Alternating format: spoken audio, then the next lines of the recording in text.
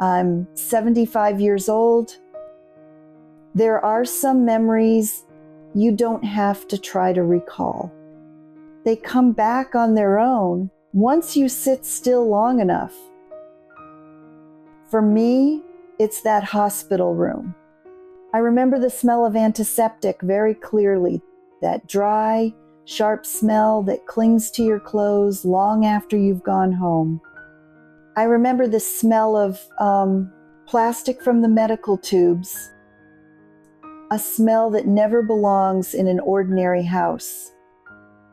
I remember the heart monitor next to the bed, beeping steadily, not fast, not slow, as if it didn't care what you were hoping for or what you were afraid was about to happen. The ceiling lights were so white, they made everyone's skin look pale, even the people who were still alive. My husband was lying in that hospital bed. He was breathing with difficulty, one breath at a time. I was holding his hand. That hand used to be strong. It had held a steering wheel thousands of times. It had carried heavy grocery bags home every weekend. But in that moment, it felt so light that I held it very carefully, as if even the slightest distraction might make me lose him. He opened his eyes and looked at me for a long time. It wasn't the look of someone who was scared to die. It wasn't a pleading look either. It was the look of someone who had been thinking for a long time and only had enough strength left to ask one single question. Do you ever miss me? I didn't think. I answered out of reflex. The safe answer. The answer I'd been giving for decades as his wife. I'm right here with you. He looked at me for a few more seconds. He didn't smile. He didn't look sad. He didn't argue. Then he closed his eyes. The machine beside him slowed down, and then went silent. And that question stayed. When I was younger, I never thought I had a sad marriage. Honestly, it was considered a good one, at least in everyone else's eyes. We met young, we got married, we went to work, we raised children. Everything happened in the order people like to call, right?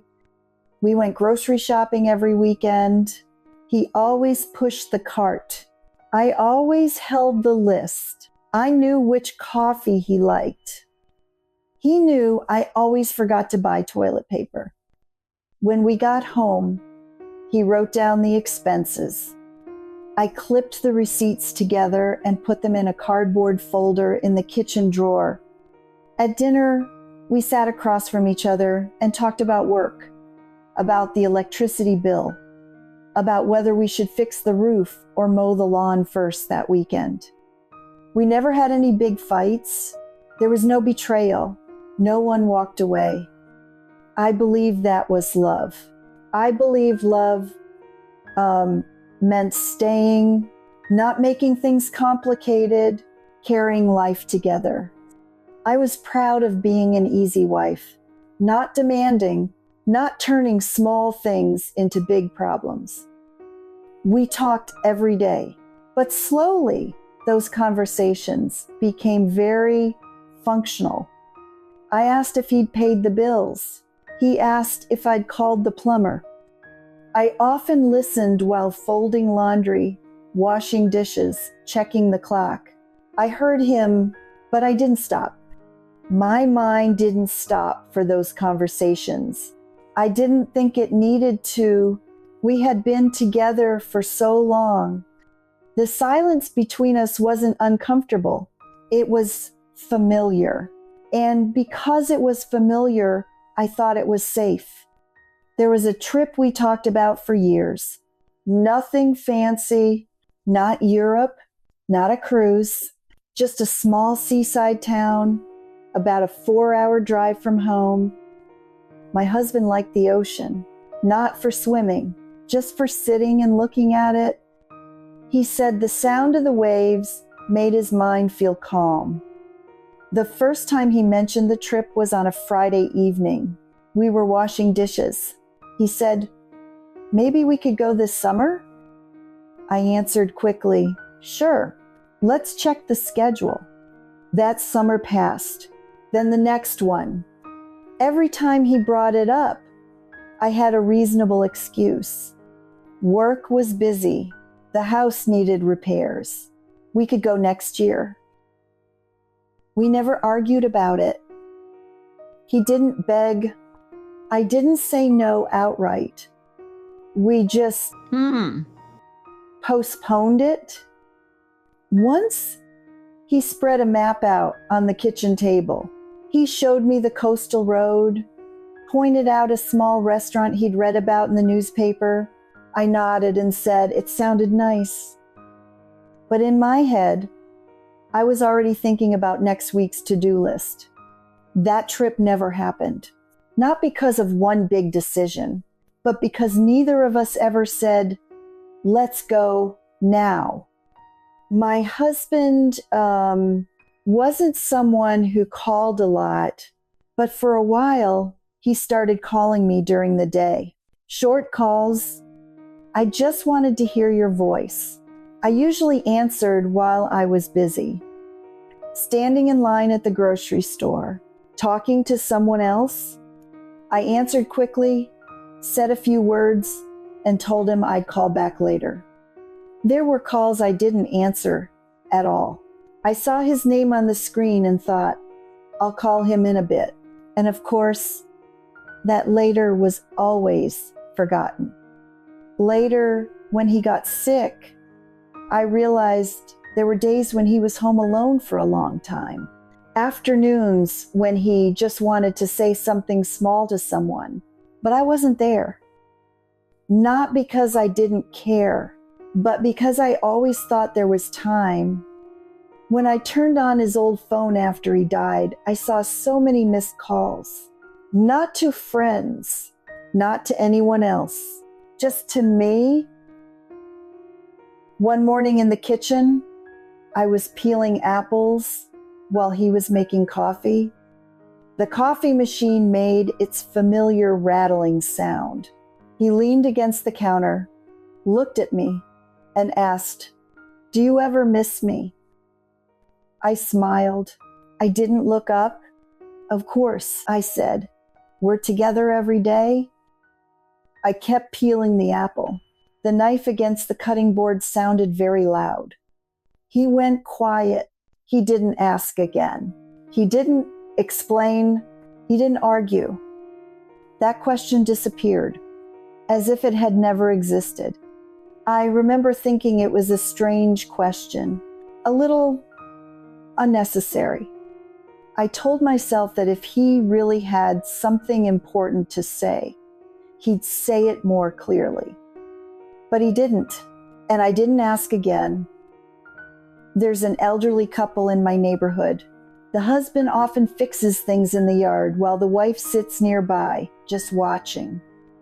They don't talk much, but every time she stands up, even just to get a glass of water, he asks, "Where are you going?" His voice isn't worried. It isn't controlling. He just wants to know. When she was hospitalized, I saw him standing outside her room, holding his jacket, telling the nurse, "I just want to know if she needs me." I heard it, but at the time, I didn't understand why it made my throat feel tight. Then there was a man I knew whose wife passed away. After the funeral, he sat on his front steps for a long time and said, "I thought we still had time." No one answered, and he didn't say anything else. I didn't speak either, but that sentence stayed with me. My husband started getting weaker. First, he was tired, then in pain, then sick. I did everything right. I kept appointment schedules, sorted medications, talked to doctors, I learned how to read test results, how to ask the right questions. I became a very good caregiver. His last birthday was quiet. I bought a cake. I cooked his favorite meal. I set the table neatly. Everything was done right. He blew out the candles slowly, looked at me, and smiled. "Thank you," he said. I stood up and cleared the dishes almost immediately. I thought I was taking care of him. I thought I was doing my part. But I didn't stay. I didn't ask what he was thinking as he looked at those candles. Another afternoon, he held my hand and said, "Could you sit here with me for a bit?" I sat down beside the bed, but my mind had already moved on. Insurance calls, prescriptions to refill.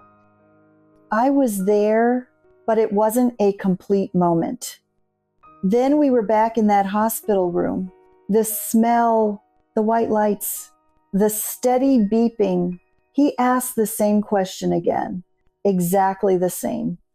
"Do you ever miss me?" And I answered the same way. "I'm right here with you." There was no second chance to fix it.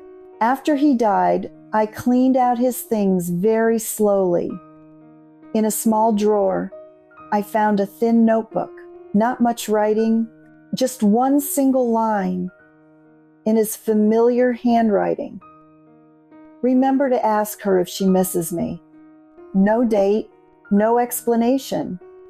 That's when I finally understood he wasn't asking because he doubted my love. He was asking because he wasn't sure he was still being remembered. I loved him with stability and responsibility, but he needed to be loved with presence, with me stopping, looking at him, and letting him know he still existed in my thoughts, even when he was sitting right in front of me. Some questions in love sound very small. They don't come during arguments. They don't scare you.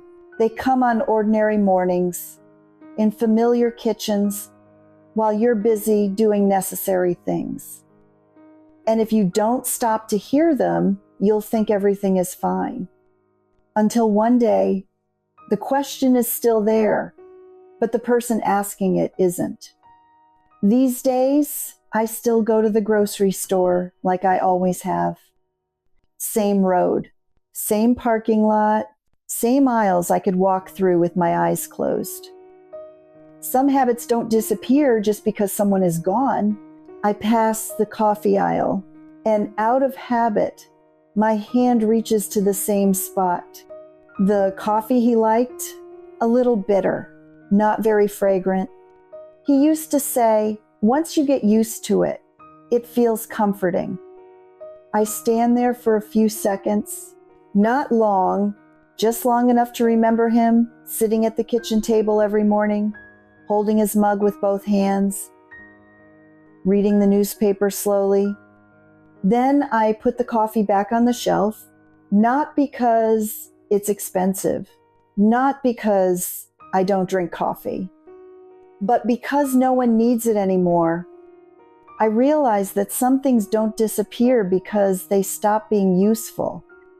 They disappear because the person who needed them is no longer here.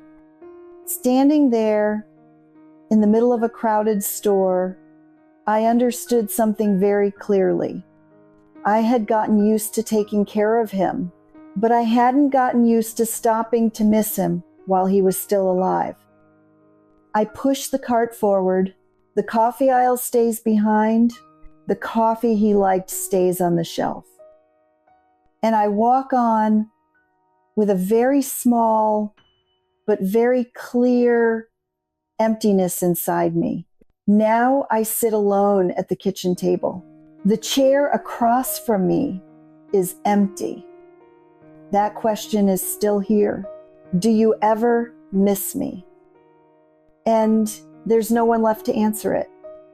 If this story touched you, tell me in the comments what you might choose to listen to more closely.